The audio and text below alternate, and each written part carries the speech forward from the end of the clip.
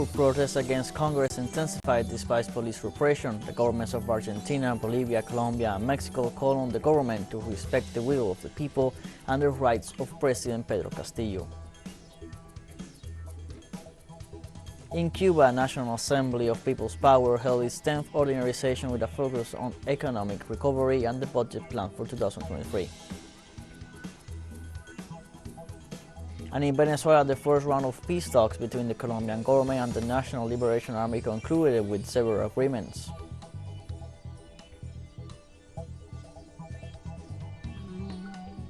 Hello, welcome to From the South. I'm Luis Alberto Matos from the teleSUR studios in Havana, Cuba. We begin with the news.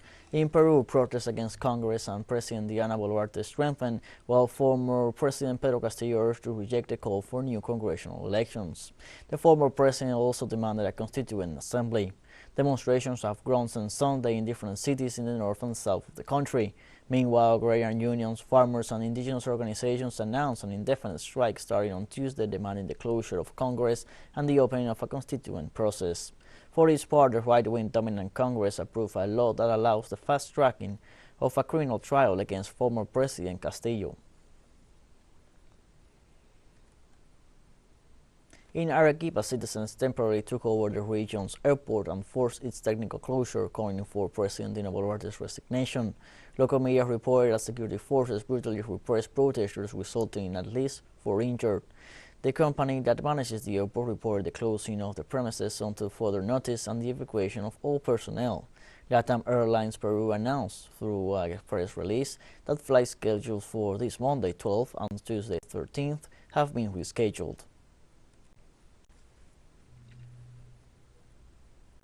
According to data from the Ombudsman's office, police repression against demonstrations throughout Peru have left 4 dead and more than 30 injured. Thousands of demonstrators continue to gather outside the Peruvian Congress, demanding the release of former President Pedro Castillo and his reinstatement as head of state. In downtown Lima, demonstrators took Bancay Avenue, from where they demanded the closure of Congress, a call for general elections, and a constituent assembly. In this context, the President Dina Boluarte announced that she will send to Congress a bill to hold early general elections in 2024, a move denounced by the former President Castillo. In Mexico, authorities issued a joint statement with the governments of Bolivia, Argentina, and Colombia to express their concern over Peru's political crisis following the impeachment and arrest of former President Pedro Castillo.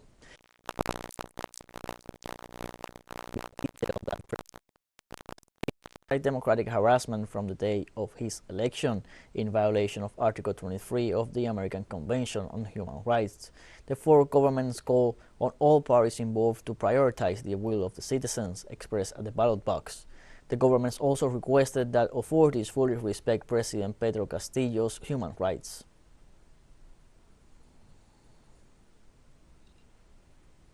The 10th ordinary session of the 9th legislature of Cuba's National Assembly of People's Power began Monday with the attendance of President Miguel Diaz-Canel. During the assembly session, the Vice Prime Minister and Head of Economy and Planning, Alejandro Gil, presented a report on the progress of the country's economy and the fulfillment of the plan of measures approved during the previous period. The Minister of Energy and Mines, Vicente de la O, provided an update on the situation of the national electro-energy system, while the Minister of Agriculture, Ida L. Perez, addressed the implementation of the law on food sovereignty and food and nutritional security. The 9th legislature of the National Assembly will conclude on December 14th, with its 10th ordinary period of sessions described as one of the most fruitful due to the approval of 30 laws and dozens of decrees. We're going to close this year with a $816 million increase in income from exports, which is very good news. $816 million more than we made in 2021. Cuban Minister of Economy and Planning Alejandro Gil highlighted the increase in the country's income due to exports. As estimated according to the data we have, that is the official statistical information about 2022, the growth of the gross domestic product at constant prices is going to fluctuate near 2%. The President of the National Assembly of People's Power of Cuba, Esteban Lazo, recalled that the process that began in 2018 had been marked by the tightening of the United States blockade. Dear comrades, today we celebrate the last ordinary session of the National Assembly in its ninth legislature, which began in April 2018. It has been almost 5 years of hard work for all of us in a complex economic and political scenario. This legislature has been characterized by an intensification of the U.S. government blockade. Its effects have continued to hinder the development of the country and to threaten the well-being of our people. The President of the National Assembly of the People's Power stated that their approval and ratification in referendum in 2018 of the current constitution proved the unity of the people. With the majority support of our population, we approved the current Constitution of the Republic, ratified in a referendum on February 24, 2019, a genuine expression of the democratic character of our system and a further demonstration of the unity of the people around our revolution. With the determination to make its precepts effective, this Assembly has carried out an intensive legislative work. After the proclamation of the Constitution, 30 laws have been issued and approved in this Assembly and 60 decree laws have been ratified. Let's take a short break, but first remember you can follow us on TikTok at the account at teleSUR English, in which you'll be able to see news in different formats, news updates, and much more. Other stories coming up, stay with us.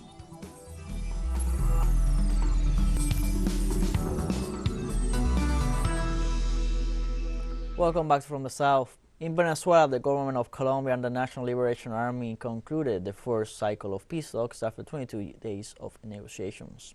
The delegation's meeting in Caracas since mid-November highlighted the atmosphere of respect and collaboration of the guarantor countries of the dialogue. The parties were grateful for the participation of the people of Venezuela and its president Nicolas Maduro as peace mediators. Among the agreements, the participants highlighted the return of the indigenous populations displaced by the conflict, as well as the release of 20 prisoners by the ELN. Talks between both sides will resume in January 2023.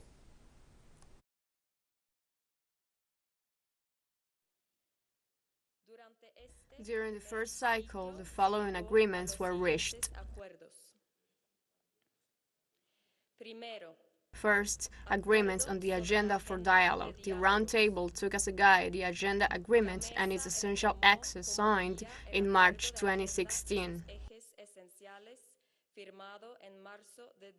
Made changes to the agenda by consensus, elements produced by the new national and international context. The adjustments were discussed, approved, and are in the process of being drafted. Chile's guarantor in the peace talks in Colombia, Raúl Vergara, said that the situation of violence in the country was recognized, as well as an agreement on humanitarian actions to solve it. Agreement on humanitarian actions and dynamics. The parties recognized the serious situation of violence in the territories and decided to implement a partial agreement on emergency attention that will begin in January 2023 in Bajo Calima, Valle del Cauca, and Medio San Juan, Chocó. They also recognized the serious humanitarian situation in prisons and agreed to provide emergency humanitarian attention to a group of political prisoners of the National Liberation Army. Fourth, pedagogy and communications. Works were carried out to agree on a communications and pedagogy strategy and plan with the purpose of strengthening and expanding the support and participation of the Colombian society and the international community in the dialogue process. For his part, the Venezuelan guarantor in the Colombian peace talk, Carlos Martinez Mendoza, has ratified his country's commitment to bring the peace process in Colombia to a successful conclusion. As a warrantor country of this process, the Bolivarian Republic of Venezuela ratifies its commitment and cooperation so that it may reach a happy conclusion in order to achieve the longed-for total peace of the brother people of Colombia. The people of Venezuela will always be at your disposal for any initiative that contributes to regional peace and in a very fraternal manner says goodbye to the delegations of the government of the Republic of Colombia, the National Liberation Army, warrantor countries, institutions of permanent assistance and permanent guests that have participated in this work session that ends today. We keep our doors open for any other opportunity of reunion in our beloved homeland. The representation of the United Nations in Colombia denounced the assassination of at least 89 social leaders during 2022. The UN High Commissioner for Human Rights in Bogota, Juliet de Rivero, presented a report detailing that 31 other murders of community defenders are under investigation. The organization, together with the Colombian institutions, is verifying whether the death of these people is related to their political leadership. Additionally, it outlined the profound effects that these murders have had in the displacement of communities, children, women, the elderly, ethnic peoples, and other sectors. In Brazil, the electoral justice formalized Luiz Inácio da Silva's triumph as president. The procedure officially authorizes him to take office as of January 2023. The electoral power held the ceremony in the city of Brasilia, where Lula da Silva was handed the credentials that accredited him as the winning candidate in the last presidential elections. This document will allow Lula da Silva and also Geraldo Alckmin to be sworn in as president and vice president respectively before the National Congress on January 1st.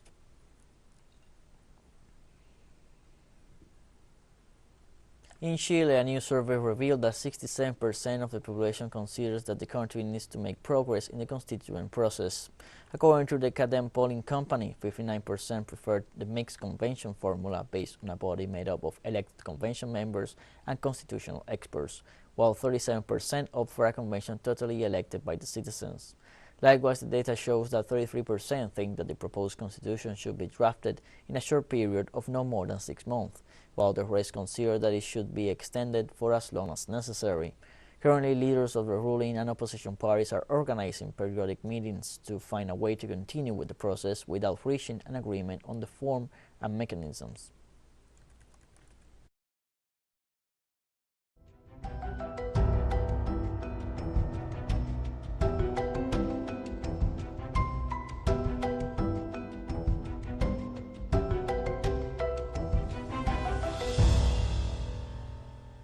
In Turkey, a heavy rainfall over the weekend caused critical material damage in the city of Antalya. Local media reported that the rains caused the overflowing of several rivers, the collapse of avenues, damage to the electricity grid, bridges, and infrastructure.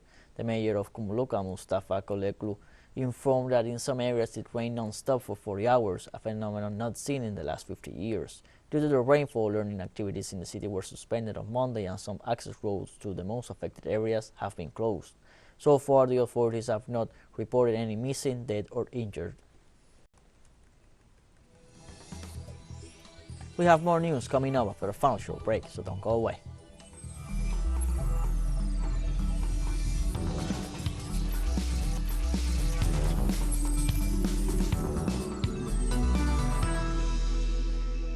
Welcome back from the South. The Italian General Confederation of Labour called for strikes throughout the country during the week in the absence of answers to its demands for a 5.0% cut in the so-called wage, the difference between what consumers pay and what producers receive after taxes. The Secretary General of this union, Mauricio Landini, pointed out that the first region to mobilize this Monday will be Calabria in the south of the country, and on Tuesday the strike will start in Sicily and Umbria. Landini explained that the need to continue the mobilizations became evident when, in the framework of a meeting held on December 7th with the head of government, Giorgia Meloni, their demands were left unanswered.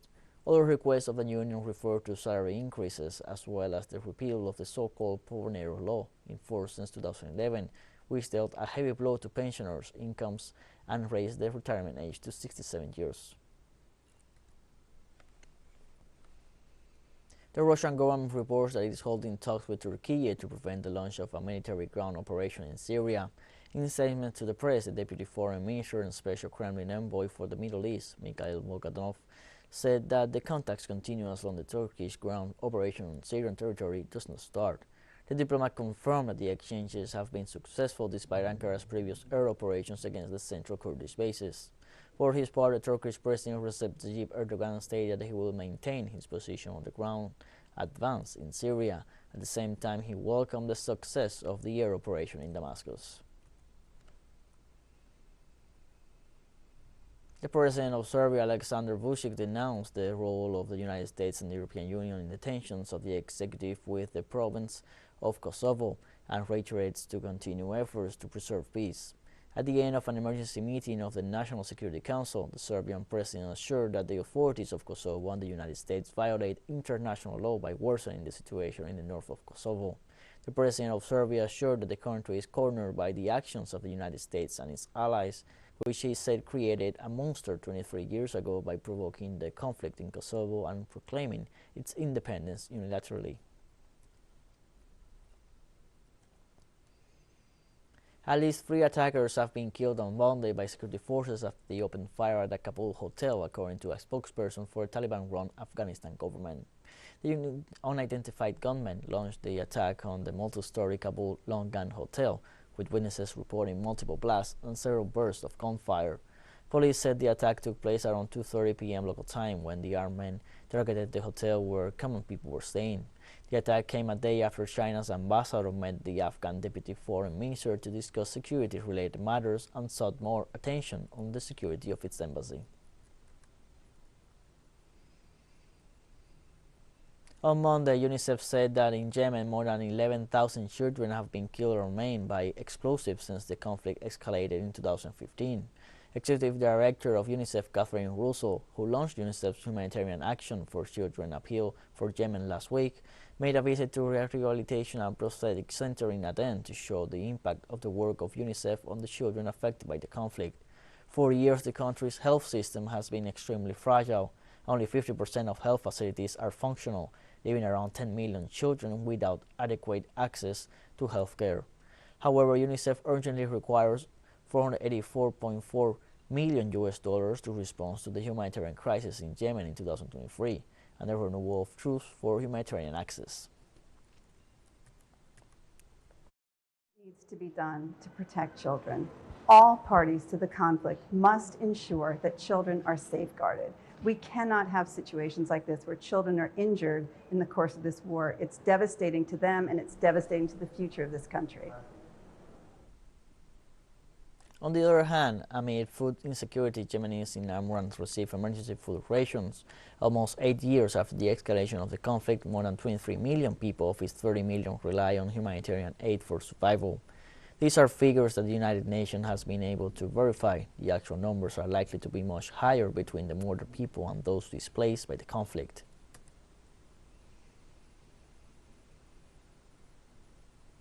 Kenya's 5th President, William Ruto, paid homage to those who helped free Kenya from British colonialism nearly 6 decades ago as heroic defenders of the country's sovereignty. Ruto said independence had brought many achievements and much progress to the country. He also stated that the country was consistent in peacekeeping missions to ensure security and stability in Africa. Kenya has a consistent record of leadership to advance the cause of peace, cohesion, security, and stability in our region under various regional and continental frameworks and with the support of international partners. We are deploying our position as a regional anchor state for the benefit of our people.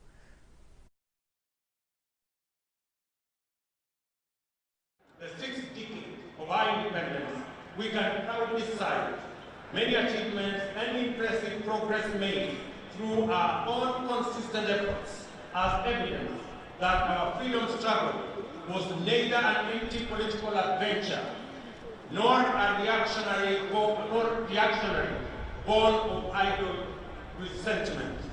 We gather as a nation to commune with our forefathers who were long-suffering innocent victims of imperial plunder and colonial oppression, yet also heroic defenders of our inalienable sovereignty and valiant fighters of our freedom. And as the hearts of millions of fans live the emotions of the Qatar 2022 World Cup, teleSUR joins this sporting event with From the Field, a show that brings news, analysis, reviews, and more to our audience. Don't miss our shows at 1 p.m. local time in Caracas and 12 p.m. New York. Remember, From the Field, only on teleSUR. We have come to the end of this news briefing. You can find these and many other stories on our website at telesurenglish.net. You can also join us on social media, Facebook, Twitter, Instagram, Telegram, and TikTok. For TeleSUR English, I'm Luis Alberto Matos. Thank you for watching.